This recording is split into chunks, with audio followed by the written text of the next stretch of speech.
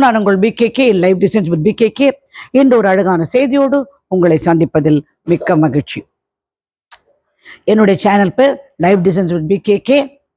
கண்டிப்பாக சப்ஸ்கிரைப் பண்ணுங்க, பிடிச்சா லைக் பண்ணுங்க, முடிஞ்சா ஷேர் பண்ணுங்க.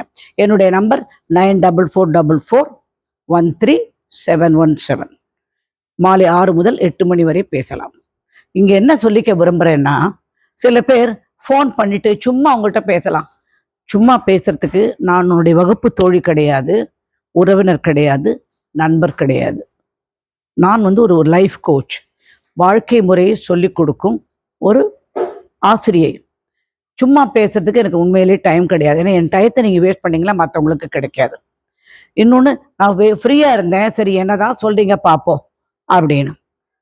நீங்கள் ஃப்ரீயாக இருந்தால் நாள் கிடையாது அதுக்கு. அடுத்த தடவை நான் என்ன பண்ணுவேன்னா, யார் நான் ஃப்ரீயாக இருந்தேன் அப்படின்னா, ஓகே உங்களுக்கு ஒரு ஃபீஸ் போடுறேன், பே பண்ணுங்க 1000 ரூபா அப்படின்னு சொல்லி விட்டுருவேன். புரிஞ்சுதா? இப்போ ஃப்ரீயாக கன்சல்டேஷன் பண்ணிகிட்டே இருக்கேன்னா எல்லாருக்கும் உபயோகப்படணும். நிறைய பேர் நிறைந்த கஷ்டத்தில் அவசரத்தில் உட்கார்ந்துருக்காங்க. அவங்களுக்கு உதவி செய்யறதுக்கு தான் இந்த டைமிங் கொடுத்து நான் பேசிட்டு இருக்கேன். என் பொறுமையை சோதிக்கக்கூடாது, நான் கோபப்படக்கூடாது. ஆனால் அதே நேரம் நீங்களும் அதுக்கேற்ற மாதிரி நடந்துக்கணும். நான் யாருடைய பொழுதுபோக்கு பர்சனும் கிடையாது, மனிதனும் கிடையாது, எனக்கு நேரமும் கிடையாது. அடுத்தவங்க நேரத்தை நீங்கள் களவாடுறீங்க. அதே மாதிரி இன்னொருத்தருக்கு ஒரு பரிகாரம் சொல்கிறேன். நான் சொல்கிறேன், ஸோ இந்த இடத்துக்கு போயிட்டு சாமி கும்பிட்டுட்டு வாங்க அப்படின்னு. அவங்க சொல்கிறேங்க, அது கொஞ்சம் தூரத்தில் இருக்குது, நான் ரொம்ப தூரம் போக முடியாது, அதனால் நான் என்ன பண்ணேன், பக்கத்தில் இருக்கிற வேறொரு கோயில் பேரை சொல்லி அதுக்கு நான் போட்டமான்றேன். வாழ்க்கையில் குறுக்கு வழி மாத்திரம் போகவே போகாது. எப்போவுமே நான் பேசும்போது நானாக பேசுறதில்ல. சில பேர் குரல் கேட்டு வைப்ரேஷன் கேட்டு அதுக்கேற்ற மாதிரி பிரபஞ்சம் எனக்கு என்ன சொல்லி கொடுக்குதோ அந்த நேரத்தில் என் வாயில் என்ன வருதுன்னு எனக்கே தெரியாது, நான் பேசி முடிச்சிருவேன். உங்களுக்கான பரிகாரம் எதுன்னா நீங்கள் பண்ணி முடிச்சிருங்க. என்னை திரும்பியும் ஃபோன் பண்ணி அதே மாதிரி ஒரு நேரம் பேசும்போது தயவுசெய்து ஒரு விஷயத்த கேளுங்க, கண்டிப்பாக என்னால் பதில் சொல்ல முடியும். 1 2 3 நாள் லிஸ்ட் வச்சுட்டு இதுக்கெல்லாம் சொல்யூஷன் என்ன என்னால் சொல்ல முடியும். ஒரு நேரம் பேசும்போது ஒன்று தான். திரும்ப திரும்ப எனக்கு ஃபோன் பண்ணாதீங்க, தேவையில்லாமல் சந்தேகங்கள். நான் தெளிவாக மெதுவாக நிதானமாக உங்கள்கிட்ட பேசுகிறேன், கேட்டுக்கோங்க. புரிஞ்சுதா? திரும்ப திரும்ப பேசும்போது எனக்கு கொஞ்சம் கஷ்டமாக இருக்குது அதை கேட்கறதுக்கு பதில் சொல்லுவோம். புரிஞ்சுதா? இன்றைய டாபிக் கண்ணாடியின் காந்த சக்தி. கண்ணாடி அப்படிங்கிறது என்ன? நம்மளுடைய ரிஃப்ளெக்ஷன் தெரியுது, நம்மளுடைய பிரதிபலிப்பு தெரிவதுதான் கண்ணாடி. அந்த கண்ணாடி டெக்னிக்கை நாம யூஸ் பண்ணணும். எப்படி யூஸ் பண்ணலாம்? நீங்க என்ன பண்றீங்க, நீங்க நல்லவளா இருக்கீங்க, நல்லபடியாக எல்லாருக்கிட்டையும் நடந்துக்கிறீங்களா? உங்களை சூழ்ந்து ஒரு கூட்டம் இருக்கு, அவங்களுக்கெல்லாம் வேண்டுகிறதெல்லாம் நீங்க செய்றீங்க. ஆனா என்ன ஆயிப்போடுது இதுல அப்படின்னா, அவங்க உங்களை ஹர்ட் பண்ணி, உங்களை ஏளனமா பேசி, உங்களை தவறான சூழ்நிலைக்கு கொண்டு போய், குடும்ப சூழ்நிலையும் அதை கேட்டாப்போல் இல்லாமல் அப்படி இருக்கும்போது என்ன ஆயிடுது, நீங்க ரொம்ப மனம் காயப்பட்டுறீங்க. அது எப்படி தவிர்க்கிறது அப்படின்னா, நம்பர் 1, நீங்க எல்லார்கிட்டையும் பேசும்போது யாரு உங்களை தொந்தரவு பண்றாங்களோ அவங்கள கண்டிப்பா நீக்கியே வைக்க வேண்டும். முந்தா நாள் ஒரு அம்மா என்ன கேட்குறாங்க, நான் நீங்க சொன்ன மாதிரி செய்யறேன், ஆனா என்ன இப்போதுன்னா என்னால் அவங்கள மறக்கவே முடியல. அது உன்னோட மிஸ்டேக், நீ செய்யாத. எப்போ உன்னை தொந்தரவு பண்றாங்களோ, எப்போ உன்னை கஷ்டப்படுத்துறாங்களோ அவங்களையே நீ நினைக்கணும். முதல்ல நினைச்சா நீ கஷ்டப்படுவ. இந்த மாதிரி தேவையில்லாத ஜனங்கள் நம்மளை சுத்தி, நமக்கு முன்னாடி ஒண்ணு பின்னாடி ஒண்ணு பேசுறவங்க, இவங்க எல்லாத்தையும் வாழ்க்கையில ஒதுக்கி வச்சிடணும். ஒதுக்கி சுத்தமா வச்சுட்டீங்கன்னா, ஏன்னா அவங்க பேச அதுக்குள்ள மன கஷ்டம் உங்களுக்கு வர, அது வெளியில ரிஃப்ளெக்ட் ஆகி உங்க சூழ்நிலையே கட்டமா போயிடும். அதுதான் கண்ணாடியின் பிரதிபலிப்பு. சூழ்நிலையினால உங்கள் மனசில் ஏற்படுகின்ற அந்த கஷ்டம் எல்லாம் திரும்பியும் வெளியில் போகாமல், திரும்பியும் உங்களை மேலும் மேலும் கட்டப்படுத்தாமல் இருக்க நீங்கள் செய்ய வேண்டிய ஒரே விஷயம், கட்டமா முதல்ல ஒரு தடவை ஃபோன் பண்ணா, அப்படியா இன்னொரு தடவை பேசுறேன், டைம் இல்லை, 2வது தடவை சொல்லுங்க, அப்புறம் பேசுறேன். சில டைம் ஃபோன் எடுக்காதீங்க. சில டைம் நேரம் வந்தா கூட அப்படியே நான் என்ன பண்ணுவேன்னா, அவங்கள நேரம் பார்ப்பேன், என் கண்ணிலையோ மனசுலையோ மூஞ்சிலையோ ஒரு ரியாக்ஷனே இருக்காது. எனக்கு அவங்கள தெரியாத மாதிரியே நடந்து போயிடுவேன். எனக்கும் நிறைய பேர் நல்ல முதுகுல குத்திருக்காங்க, நெஞ்சில குத்திருக்காங்க, எல்லாம் உண்டு. ஒருத்தர் அதை பண்ணிட்டு எனக்கு ஃபோன் பண்ணி, என்னை மன்னிச்சிடுங்க அம்மா, ஒரு தவறு. என்னத்தை மன்னிக்கிறது? மன்னிச்சிரு. ஆனா மறக்க முடியுமோ? வலி காயம் எல்லாம் மறக்கவே முடியாது அவர்களால் ஏற்பட்ட. அதனால நீங்க என்ன பண்ணணும், அவங்களெல்லாம் அவாய்ட் பண்ணி. எதுக்குன்னா இவங்க ஃபுல்லா நெகட்டிவிட்டி, எதிர்மறையான மக்கள் உங்களிடம் வைத்திருந்தால் எப்படி மேனிஃபெஸ்ட் பண்ணுவீங்க? எப்படி வாழ்க்கையை நடத்தி கொண்டு செல்வீங்க? எப்படி நல்ல விஷயங்கள் உங்களுக்கு வரும்? வரவே வராது. அதனால் நீங்கள் செய்ய வேண்டிய முதல் வேலை, தேவையற்றவர்களை வாழ்க்கையிலிருந்து நீக்கி விடுங்க. சொல்லாதீங்க எனக்கு பாசம், எனக்கு அன்பு மறக்க முடியல அப்படின்னு. சொந்த மகனா இருந்தாலும் சரி, கூட பிறந்த சகோதரன், ஃப்ரெண்ட்ஸ் யாரா இருந்தாலும் அவங்கள சொந்த மகன், கூட பிறந்த சகோதரர் ஓரளவுக்கு அப்படி வச்சுட்டு, என்னன்னா என்ன அவ்வளவுதான். அதுக்கு மேல ஒரு படி கூட எனக்கு அவனுக்கு இது வேணும், நான் போய் செஞ்சுட்டு வரேன், குழந்தை பிறந்திருக்கு அதுக்கு நான் இது செய்யணும், அதெல்லாம் வேண்டவே வேண்டாம். நிறுத்துங்க. குழந்தை பிறந்திருக்குன்னா வந்து சொல்லட்டும், செய்ய வேண்டிய கடமை செஞ்சிருங்க. ஓடி போய் கிட்ட இருந்து கூட இதெல்லாம் நிறைய பேர் செஞ்சுட்டு என்கிட்ட என்னால மறக்க முடியல, எனக்கு இப்படி பண்ணிட்டாங்க, இது இவங்க இப்படி செஞ்சுட்டாங்க அப்படின்னு. மகன் மகள் ஏன் சொல்றேன்னா, இப்பெல்லாம் மகன் மகளாவது ஒரு அளவுக்கு பரவாயில்ல வந்துடும். ஆனா அது கூட காசு பணம் சீரு வரிசை அந்த ஹஸ்பண்ட் சைட்ல இருந்து ப்ரெஷர்னால நிறைய நம்மகிட்ட இந்த மாதிரி பசங்க வருது. வந்து தேவையானதை எடுத்துக்கொண்டு அப்புறம் அதோட சரி, அம்மாவும் கிடையாது அப்பாவும் கிடையாது, அது பாட்டுக்கு போயிடும். புரிஞ்சுதா? மகன்லாம் வந்து ஓரளவுக்கு நல்லா இருப்பான், கல்யாணம் ஆன அப்புறம் மனைவி பேச்சை கேட்கணும். ஏன்னா அவனுக்குன்னு ஒரு வாழ்க்கை அமைந்து போச்சு இல்லையா? அப்போ அவனும் ஹர்ட் பண்ணும். அதனால என்ன பண்ணனா, ஜாகிரதையா இருங்க. இப்பவே ஜாகிரதையா இருங்க. உங்களுக்கான தேவைகளை நீங்கள் கவனித்துக் கொள்ளுங்கள், பார்த்து கொள்ளுங்கள், கவனமாக இருங்கள். உங்கள் வாழ்க்கை ரொம்ப முக்கியம். நீ எடுத்த இந்த பிறவி மிக மிக முக்கியம். நீ விரும்பி இங்கே வந்திருக்கிறாய்.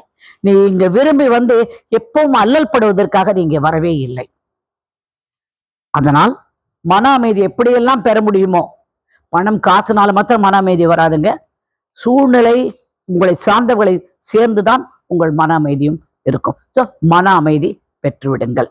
அதற்கு இதெல்லாம் நீங்க செய்யணும். எதுக்கு இந்த கண்ணாடி டெக்னிக் உங்களுக்கு கொண்டு வந்தேன்னா, நீங்கள் உங்களை சுற்றி இருக்கும் சூழல் உங்கள் மனதை பொறுத்து பிரதிபலிக்கும். நீ வா வான்னு தொந்தரவை கூப்பிட்டுட்டே இருந்தேன்னா தொந்தரவா தான் இருக்கும். இல்ல சந்தோஷமா இருக்கேன் அப்படின்னா தானா. அப்போ நீங்க கண்ணாடி முன்னாடி என்ன போய் சொல்லணும்னா, காலையில இருந்து கண்ணாடி முன்னாடி சில விஷயங்கள் நீங்கள் சொல்லியே ஆக வேண்டும். நான் மன நிம்மதியுடன் இருக்கிறேன், இறையருள் நிரம்பியது வாழ்க்கை, பிரபஞ்சம் எனக்கு வேண்டும் என்ற அத்தனையும் கொடுத்து விட்டது. இப்போது பிரபஞ்சத்துக்கு நன்றி. இறைவனுக்கு நீ நன்றி சொல்லட்டேலும் பரவாயில்ல, பிரபஞ்சத்துக்கு கண்டிப்பா நன்றி சொல்லியா. இறைவன் நீ அவருடைய குழந்தை. அதனால நீ உங்ககிட்ட எதுவுமே எதிர்பார்க்காம இருக்கவர் இறைவன். ஆனா பிரபஞ்சம் கண்டிப்பா உன்னை நன்றி சொல்ல எதிர்பார்க்கும். நான் சந்தோஷமாக இருக்கிறேன், நான் செல்வ செழிப்புடன் இருக்கிறேன். என்ன செல்வ செழிப்புடன்? லுக்கு ஃபீல் எல்லாம் மாத்திக்கங்க. கண்ணாடியின் பிரதிபலிப்பு என்னன்னா, நீ நல்லா ட்ரெஸ் பண்ணிக்கோ, இருக்கிறது நல்லா ட்ரெஸ் பண்ணிக்கோ, மூஞ்சி கழுவிக்கோ, லேடிஸ் அந்த பொட்டு வச்சுக்கோ, ஜென்ஸ் அந்த கிளீன், இந்த காலெல்லாம் அழுக்கா உடம்புல வேர்வை நாத்தத்தோடு இருக்காதீங்க. ஒரு தடவை போட்ட ஷர்ட்டை துவைக்காம மறுநாளைக்கு போடாதீங்க. நிறைய பேர் எனக்கு ஆபீஸ்ல கூட சில பேர் என் கூட கார்ல டிராவல் பண்ண ஸ்மெல் தாங்க முடியாது, அவ்வளவு மோசமா. அந்த மாதிரி வச்சுக்க கூடாது. ஏன்னா அதெல்லாம் நெகட்டிவ், அதெல்லாம் எதிர்மறையான விஷயம். உடம்பெல்லாம் சுத்தமா வச்சுக்கணும். முடிஞ்ச ஒரு முறைக்கு 2 முறை குளிக்கணும். சோ நல்ல உடை உடுத்து, நல்லா இருக்கிற பாசிமணியோ ஊசுமணியோ கண்ணாடி வளையலோ போட்டு எப்பவுமே பார்க்க பளிச்சுன்னு இருக்கணும். அந்த மாதிரி பளிச்சு நீங்க கண்ணாடி உங்களை பாருங்க, உங்களுக்கே உங்களை பத்தி ஒரு மரியாதை ஏற்படும். அதுதான் காந்த சக்தி போல் எல்லா பளிச்சு என்கிற அத்தனை விஷயமும் உங்கள் வாழ்க்கைக்கு உங்களிடம் எடுத்து தரும். ஒரு 10 நிமிஷம் எதை பத்தி நிர்மால்யம், எதை பற்றியும் சிந்திக்காமல் அப்படியே உட்காருங்க. ஒண்ணுமே கேட்காதீங்க, ஒண்ணுமே பார்க்காதீங்க, ஒண்ணுமே காதல வாங்காதீங்க, ஒண்ணுமே சுவாசிக்காதீங்க. வெறும் பிரீத் இன் பிரீத் அவுட். அப்படியே ஒரு 10 நிமிஷம் அப்படியே உட்காந்துருங்க. உட்காந்துட்டு கண்ணை மூடனா மூடுங்க, இல்லாட்டி முழிச்சிருந்தாலும் வெறும்னு உட்காரணும். எதை பத்தியுமே நினைக்காம முதல்ல வந்து ஒரு 2 நிமிஷம் ட்ரை பண்ணுங்க, அப்புறம் 5 நிமிஷம், அப்புறம் 10 நிமிஷம். நீ கண்டிப்பா 10 நிமிஷம் இருந்தீங்கன்னா அந்த மாதிரி நிற்சிந்தைன்னா சிந்தனையற்ற ஒரு நிலையில் இருந்தா நீங்க அடுத்து நீங்க கேட்க போற அத்தனை விஷயம் கூட வந்துடும். என்ன சொல்லணும் அடுத்தது? நன்றி சொல்ல வேண்டும். சின்ன சின்ன சின்ன விஷயங்கள். காலையில் குடித்த காப்பி, எழுந்தவுடன் சில்லென்று முகத்தில் அடித்த காற்று, இன்றைக்கு செய்ய போகிற பல நல்ல வேலைகள், எல்லாத்தையும் நேற்றைக்கு நடந்த பல நல்ல விஷயங்கள். குழந்தை நல்ல மார்க் வாங்கினா, ஹஸ்பண்ட் நல்லா ஆபீஸ்ல ப்ரமோஷன் கிடைச்சது, நிம்மதியா பேசினாரு, சந்தோஷமா இருந்தாரு. இந்த விஷயங்கள்லாம் நினைச்சு நன்றி சொல்லுங்க எல்லாத்துக்கும். நேற்று ஏதோ ஒரு விஷயம், ஒரு மல்லிப்பூ வாங்குறீங்க, மல்லிப்பூ வாங்க முடிந்தது வீட்டில். இப்படி சின்ன சின்ன விஷயமா நன்றி சின்ன சின்ன விஷயமா நன்றி சொல்ல சொல்ல என்ன ஆகும்னா, 10 விஷயம் எழுதுங்களா ஒரு புக் எடுத்து, இதற்கு நன்றி, இதற்கு நன்றி, இதற்கு நன்றின்னு எழுதி பாருங்களேன். சொல்ல உங்க லிஸ்ட் நீண்டுட்டு போயிடும். அட இதை விட்டுட்டோமே, அதை விட்டுட்டு அந்த நன்றி அறிதல் கூழி முடிஞ்சோடனே, நன்றி அறிதலும் கருணைக்கும் உள்ள அந்த காந்த சக்தி இருக்கு பாருங்க, வேற எதுக்குமே கிடையாது. நன்றியும் கருணையும் வாழ்க்கையின் மிக மிக முக்கியமான ஒரு அங்கம், ஒரு எண்ணம், ஒரு பவர், அது ஒரு ஆற்றல். நன்றியும் கருணையும் அதை நீங்க செய்யுங்க.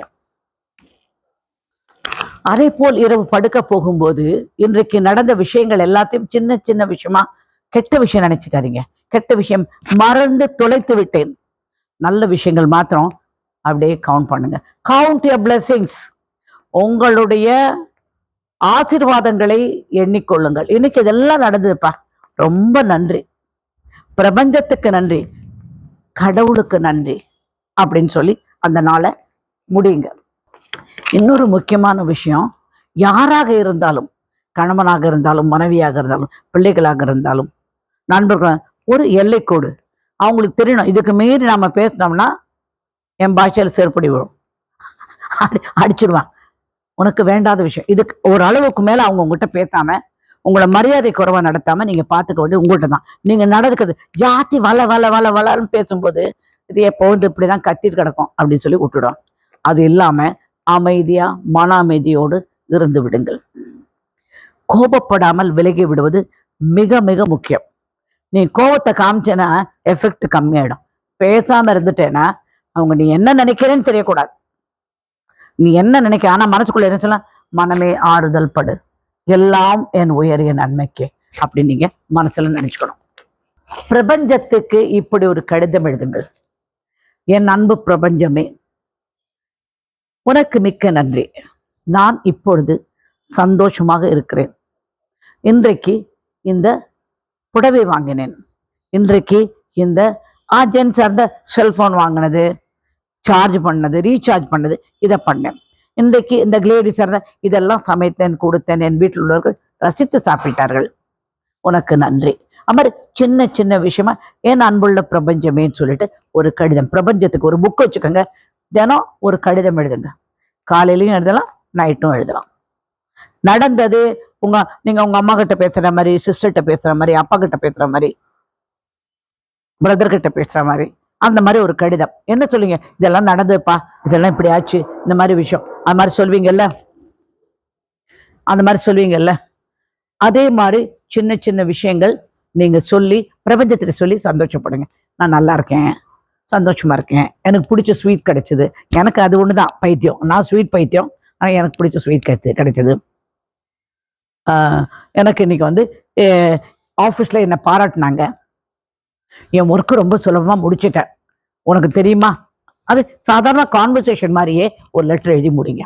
என்னெல்லாம் வேணுமோ நீங்க பிரபஞ்சம் கேட்டுக்கொண்டே இருக்கும் உன் நல்ல விஷயங்களை, சந்தோஷப்படும்.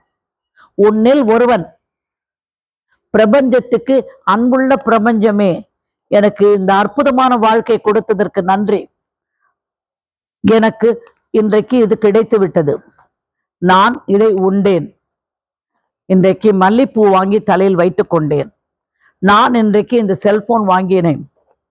என்னுடைய இபி பில் கட்டிவிட்டேன் என்று, வீட்டு வாடகை கொடுத்து விட்டேன் என்று, பால்காரன் வந்தான், பால் சரியாக போடவில்லை, இது கூட சொல்லலாம்.